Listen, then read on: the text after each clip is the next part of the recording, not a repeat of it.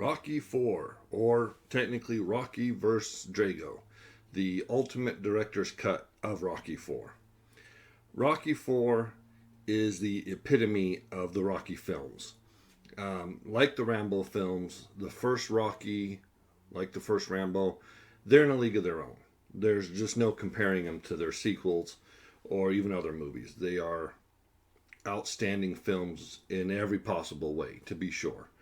But as the sequels progressed, and just as 80s movies were being made, Rocky 4 stands out amongst all of them. It is the highest grossing, even for the Creed films. And that's not even adjusting for inflation. It was made for $30 million, and it made $300 million and more. And that was even before the release of this. So it definitely is beloved by Stallone fans, Rocky fans, Dolph Lundgren fans, boxing fans. It is a fan favorite, obviously, with that kind of profit.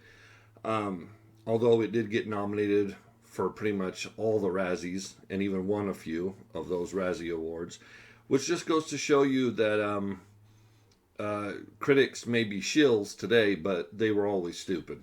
I have never cared for critics. If they agreed with me, I was like, great. And if they didn't, well, so I got no use for them. I never have. And this is further proof that when you do it for a living instead of for a hobby or for fun or for the love of it, you just can't be trusted. Especially if your paycheck relies on it, you just become a shill. Anyways,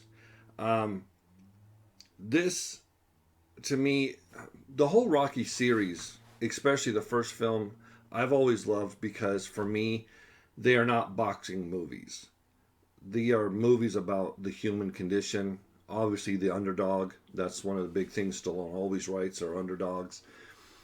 And I'm not really much of a sports person in general. I don't have anything against them. I just can't get into them. I find them dull. And I find most of the movies about sports even more dull, because most of them are all about the sport and trying to make it more than it is. The way people have turned sports into something above and beyond just something kids should do for fun is ridiculous to me. And so that's why I like the Rocky movies. Because essentially, if you took out the boxing, you'd still have a fantastic movie. If you made Rocky anything else, it would still be a great movie. And as with the sequels. Unless I'm wrong, which, I'm not. This one has been written up as classic 80s cheese. It's a guilty pleasure, blah, blah, blah. And I don't think any of that's true. There's something to be said about how over a third of it is montage. You got exercise montages, fighting montages, a driving montage with flashbacks. And so it can come across that way. But there's real heart to this film that raises it above just a cheesy guilty pleasure film. This is, of course, the ultimate director's cut. I don't mind it being called the director's cut because Stallone is the director, and this is the version he wanted to make of it. And you can't dispute that. But as far as ultimate cut, I can't agree with, and I'll get into that more here in just a few minutes. One of the main reasons is because the original cut of Rocky 4 was 150 minutes. The theatrical version was 90 minutes. This recut version is 90 minutes. So there's still so much missing from the movie. And I understand why he cut a little bit of it out, but there's other parts I don't really understand why he cut out. And I would have preferred an ultimate cut. Well, I'd prefer that 150-minute cut. That would be the ultimate cut for me. And I would still love Stallone to do that. As I was saying, this is more than just a cheesy guilty pleasure movie, and one of the reasons for that, one of the reasons the series has survived and grown, is because all of the characters, and this is something a lot of movies they just don't do today, all of the characters have shining moments.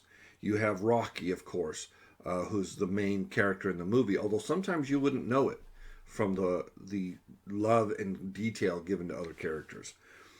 And what I love about Rocky is he is the anti everything going on in film and the general attitude, at least that you see on Twitter and YouTube and crap like that. There's a great saying. I want to say it was Jordan Peterson. I don't remember who it was, but it wasn't me, so I'm not taking credit for it. But there's a great saying that says, you don't fear a strong man, you need to fear a weak man.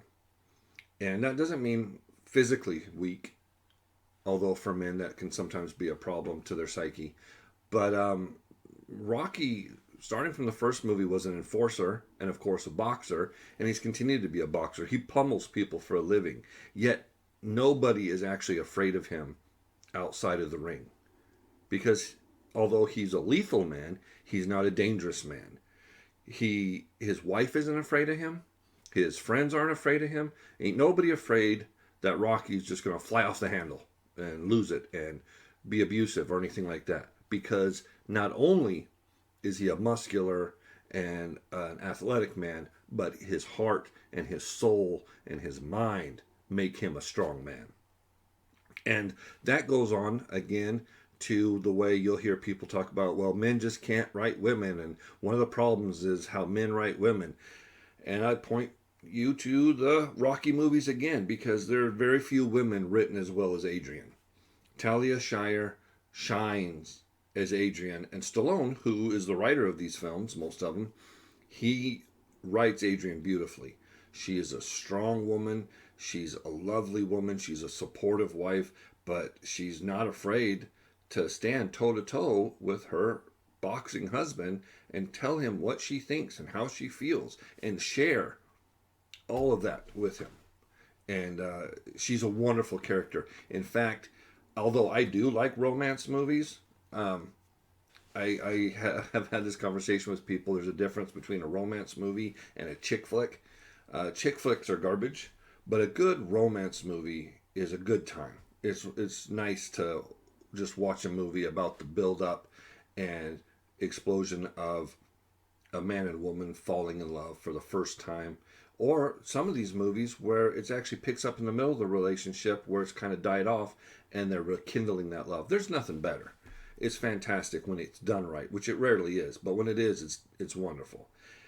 And that's why I say Rocky and Adrian, they're better than 90% of the chick flicks and romance flicks out there. You won't find a more beautiful couple than Rocky and Adrian. From the first movie, when Rocky is flirting with her and trying to draw her out of her shell, and star relationship, he's determined, but he's not pushy. She's receptive, but she's shy.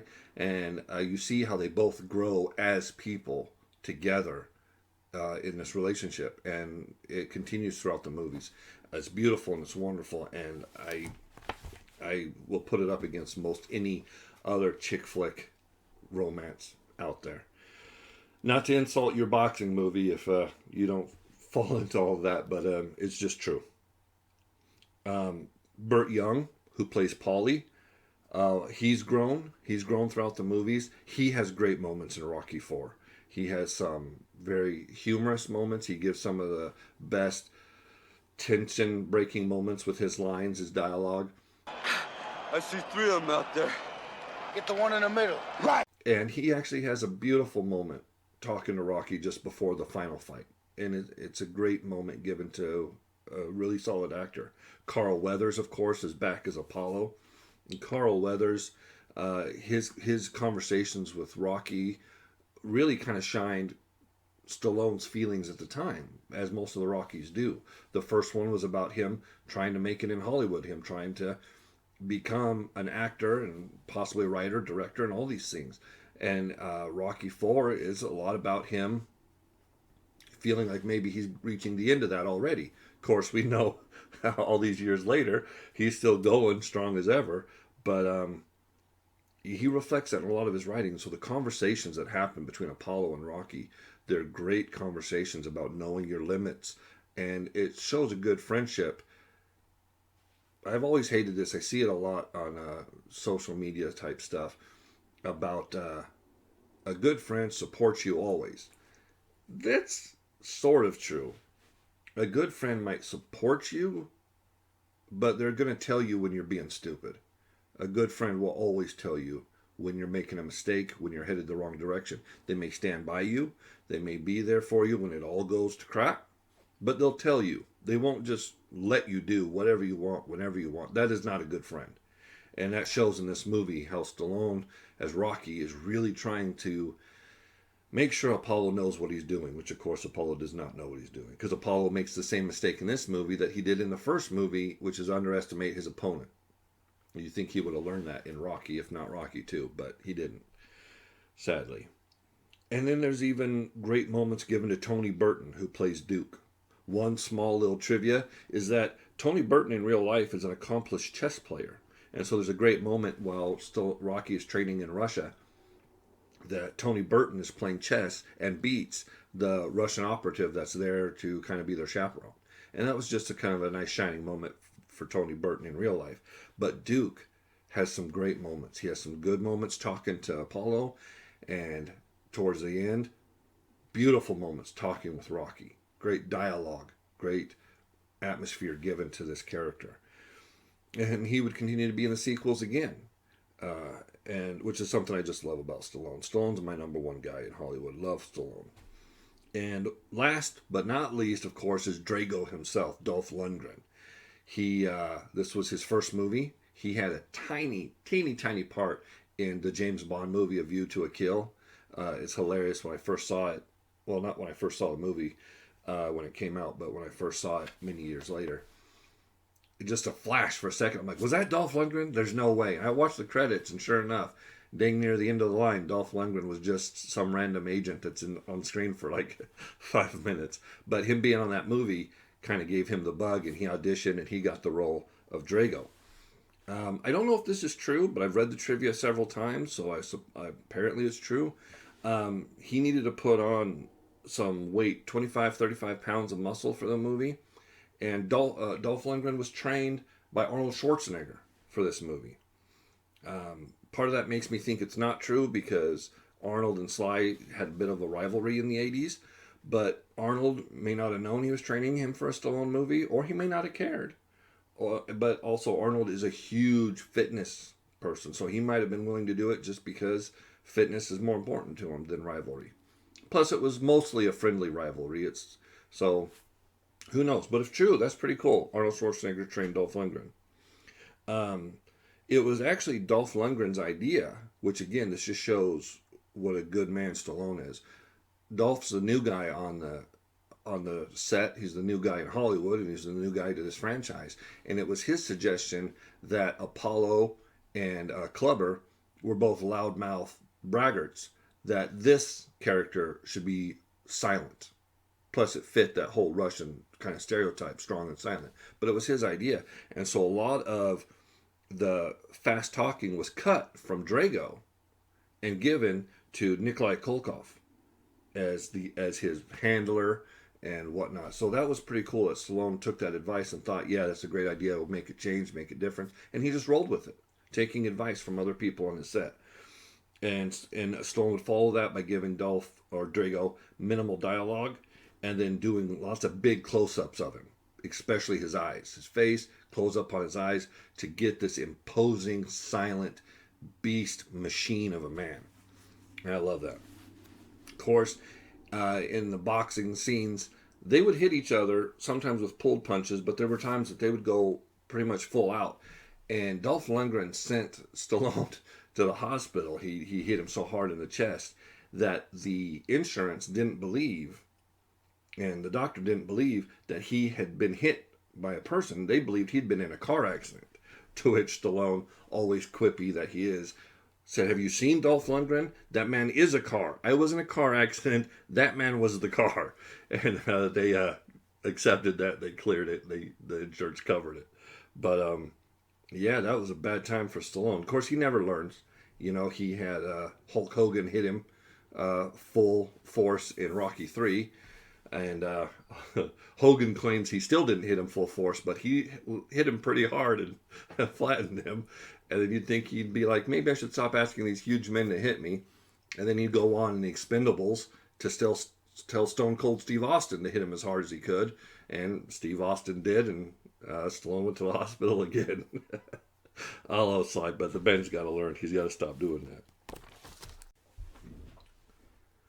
I mean, look at these guys. One of my friends went and watched this with. We went to the theater. Luckily, we were able to catch it in this one night showing. And there were a lot of people, different ages, that were in there, which was really pleasant to see. And some younger ones, especially, I don't think had ever seen part 4. From the gasps, the concerns, the reactions, seemed like there was some new blood in the audience, which was nice to see.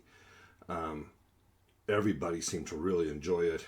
You had those people that applaud at the end of a movie. I always think that's weird. You know, nobody's there that can hear you, but whatever. If you want to applaud, there's nothing wrong with that. Glad to know that you like the movie. But we're watching the movie, and my friend leans over and he goes, "Man, I would hate to be hit by one of these guys." And I'm looking at him, I'm like, yeah, I'd hate to get hit by any one of them also. I mean, look at these men. They are carved out of ivory and onyx. These are men carved from stone. Basically what Greek gods used to look like. But my thought was, I'd hate to hit one of these guys. If I punched one of these guys, I would break my wrist. I would look like Deadpool after he punched Colossus. Oh! Canada! I'm trying to punch one of these guys. But again, I digress, but that's what I do. All right, anyway. All right, so on to what makes this version different, though, because all of that is true for Rocky 4. Rocky versus Drago. One of the things I love about it are their callbacks to earlier in the movie and to the other movies. Right before the fight, or right before the training, Rocky stands in front of the mirror that he's put Drago's picture in, and he pulls the picture out and he crumples it and he drops it on the ground, just like Apollo did to Rocky in the first movie. And there's several Apollo-Rocky kind of references in the movie. The final round of the fight has him taking Apollo's advice, and I believe it's how he beat Apollo in Rocky 2. He circles Drago with jabs, just a flurry of jabs before his knockout. And that, if you haven't seen Rocky 4, you're probably one of a dozen people who haven't. I hate to spoil it, but if you have, spoiler, I guess, from here on out. I lost my train of thought trying to make sure I don't give away spoilers, but that was a callback because it's an emotional thing. It because we've lost Apollo at this point, as anybody would know about this movie, and so it was a real dedication to his friend, this thing. And speaking of that kind of stuff, this is what I love about Stallone. He made Rocky 4 when tensions between America and Russia were really high, and everything was about spies and fighting and whatnot. So he made what appeared to be a fighting movie, and yet what he did was he gave heart and humanity to Russia and to the Drago character. And that's what he's done now. Tensions across the planet are high. But American and Russia tensions are not the best ever. And he goes and releases this movie again. But as you know, with the speech at the end, which I guess was improvised, I read, it was about Stallone's a man of peace. And that was the epitome. That was better for two men in a ring to try to kill each other than 20 million trying to kill each other. And it'd be better if there was none, of course. But it's a good sentiment. It's a beautiful sentiment. And it's one of the reasons I like this movie and I like Stallone. So, talking about the differences now, one of the things he cut out of the Rocky vs. Drago film is Paulie's robot. If you haven't ever seen Rocky 4, the robots were quite the thing in the 80s. I know you'd think they still are, but really they were quite the thing in the 80s. And there was some goofy robots they were trying to put on the market, and they were gimmicky, and they sold pretty good. And Stallone saw one, and he thought it was terrific, and so he just kind of shoehorned it into the movie. And I don't have a problem with it, but it's a little goofy, so there's no real harm in him cutting it out. So all the scenes with that robot, with Paulie's birthday party, all of that's been cut out. And several scenes with him and his son are cut out of the movie. There's one really good scene with him talking to his son in his son's room before he leaves for Russia to train. And that scene was left intact, but the rest of it's been cut out, and that's fine. It was sort of unnecessary. One of the alternate shots in this movie that I really like is the fight between Apollo and Drago. In the original number 4, he takes too long to throw the towel. They're really building up the melodrama. Duke is yelling at him, and he's trying to decide if he's going to throw the towel or not, and you're just like, dude, throw the towel. And so you can understand why he blames himself for Apollo's death, because honestly, he's a little bit to blame. He didn't throw the towel in. And I like in this one where he's going to. They cut that scene really short. He sees that Apollo's in trouble. Duke yells, throw the towel. He grabs the towel, and Drago still lands that last lethal punch before he even gets a chance to throw the towel. And I like that scene a lot better. It makes Rocky a better character for me.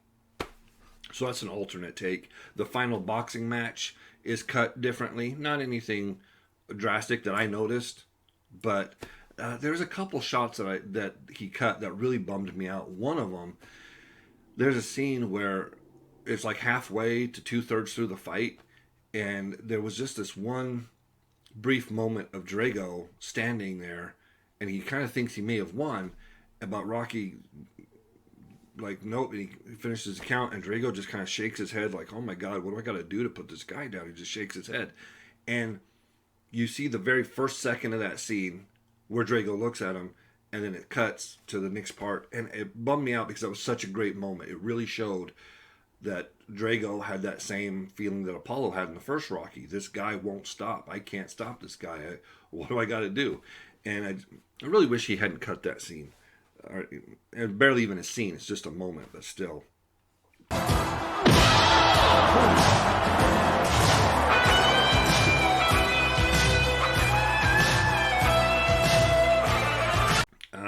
And also the opening sequence to this movie is basically, it felt like, the entire fight between him and Clubber Lang from Rocky 3. It probably wasn't quite that long, but there's a lot of that last fight at the beginning of this movie for whatever reason. But hey, no problem with me. Like I said, I would like the 150-minute cut of this film. Plus, I love Mr. T. So the more Mr. T, the better. Especially as Clubber Lang, because he pretty much never played that kind of character again. But that's a whole nother thing I won't go into right now. A scene added into the movie is a beautiful scene between him and Adrian in the kitchen talking. And I can see why he would have cut this. It's very similar to the scene he has on the staircase later when he's decided to fight Drago. But I think both scenes work, because this one is about her telling him, you've got to tell your friend, you've got to tell him it's a bad idea, you guys have to understand you're getting older. Whereas the scene on the staircase near the end is specifically about her fear about losing her own husband and how she's worried about him taking this fight. So they're very different scenes, even though there are similarities. I wish he would have left both in. But I did like this new added scene. One of the other scenes in this, some people apparently got confused that where's the belt in all this, even though it's talked about many times that this is an unsanctioned fight. If it's an unsanctioned fight, there's no belt.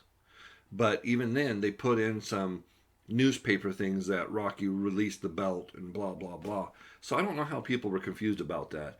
But to go further, this movie actually has Rocky meeting with the boxing commission, and the boxing commission telling him they won't sanction the fight, he can't fight Drago here, and so forth. And they give great reason. They're like, the man is not, he's not a tested athlete.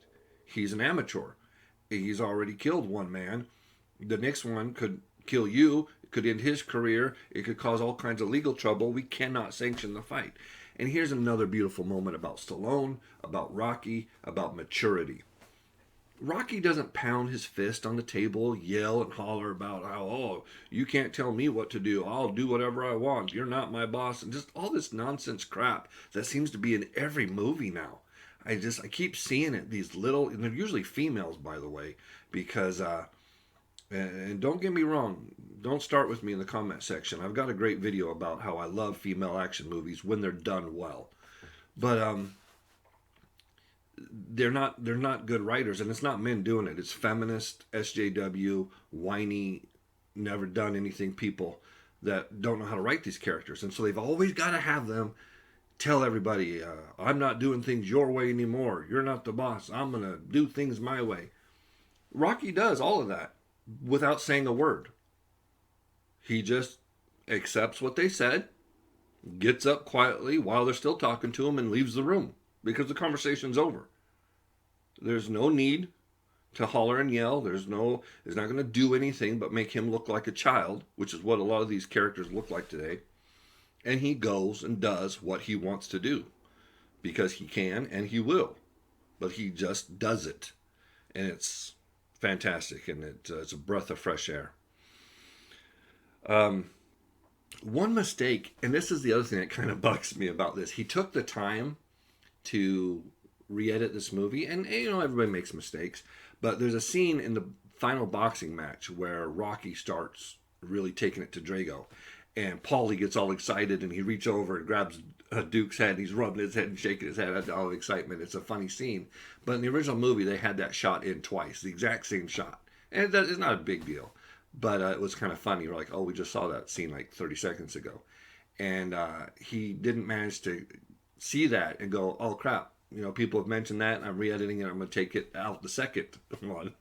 And so that exact shot is still in the movie twice, which is kind of a distraction when you're paying attention to that kind of stuff. So that's the majority of it. That's not all of it. I don't have an eagle eye, and it's been a few weeks. I did an audio of this once, and it was terrible. So I deleted it, and life has been what it is.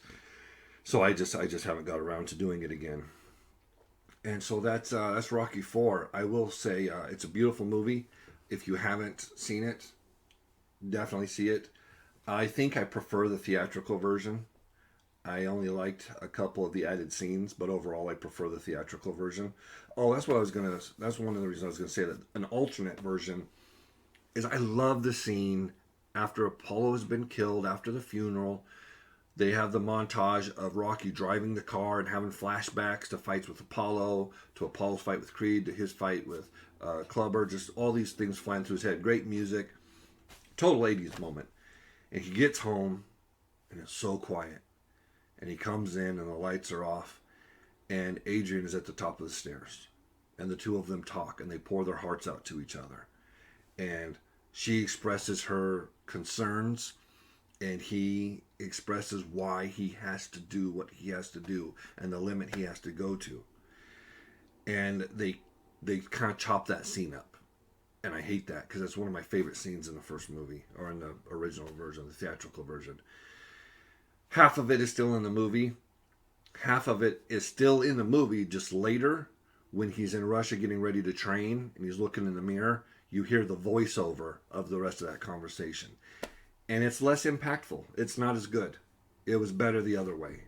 And so I definitely say Stallone fan, Rocky fan, whatever, watch the theatrical version, or excuse me, the director's cut here, and add it to your collection if you're completist. But overall, I think I like the theatrical version better. Yeah, all right. I guess that's everything for this movie. I'm sure I'll kick myself for forgetting something, but thanks for listening. In case I don't see ya, good afternoon, good evening, and good night. Yeah.